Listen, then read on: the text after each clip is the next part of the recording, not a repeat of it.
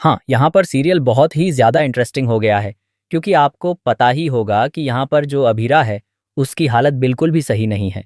यहाँ पर डॉक्टर कह देते हैं कि अगर इन्हें थोड़ी देर में होश नहीं आया, तो यह कोमा में चली जाएंगी। जिसके बाद दादीसा को पता चलता है कि लड़की हॉस्पिटल में है, तो वह घर से निकल जाती हैं, यह कहकर कि मैं जा रही हूँ। तभी वह अरमान से भी कहती हैं कि तू भी चल, लेकिन यहाँ पर विद्या उसे रोक लेती है और कहती है कि नहीं, अरमान कहीं नहीं जाएगा, इसके सेहरे की रस्म होनी है, वो करनी है।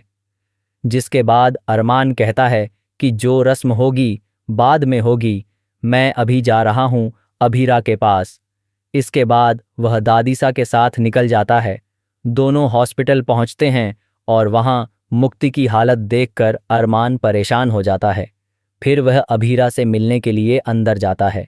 जैसे ही अभीरा को होश आता है, वह अरमान से कहती है कि तुम उस मेहर से शादी मत करना, वह मर्डरर है, मर्डरर, वह पूरे परिवार को खत्म कर देगी।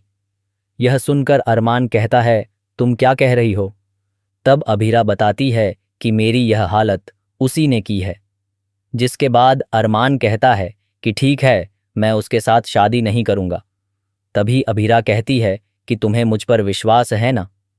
इस पर अरमान कहता है कि हाँ, मुझे तुम पर पूरा विश्वास है, मैं अब उससे शादी नहीं करूंगा। वहीं घर में भी काफ़ी तमाशा चल रहा होता है, क्योंकि अरमान गायब होता है। सब लोग परेशान होते हैं कि वह शादी के टाइम तक आएगा या नहीं। तभी मायरा पूछती है कि पापा कहाँ गए? इस पर विद्या झूठ बोल देती है कि वो पार्लर गए हैं। इसके बाद मायरा मेहर को कॉल करने के लिए चली जाती है।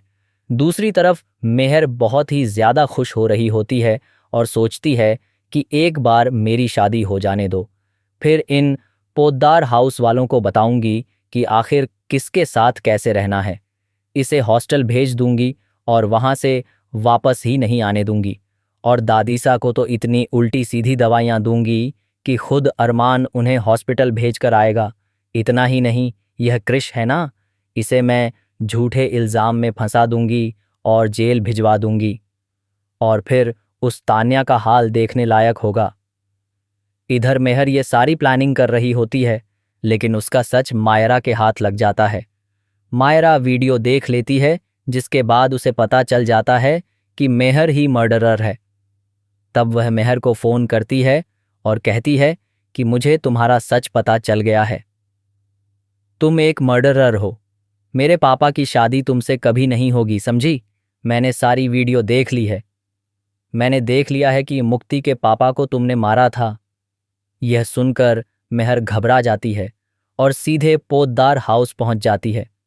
वहां वह मायरा पर अटैक कर देती है, लेकिन सही समय पर अभीरा वहां पहुंच जाती है और अपनी बेटी को बचा लेती है। इसके बाद मेहर सीधा जेल के अंदर जाती है।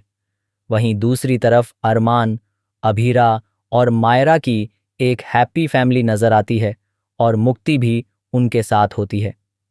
तो क्या अरमान और अभीरा की फिर से शादी होगी? आप क्या चाहते हैं? हमें कमेंट करके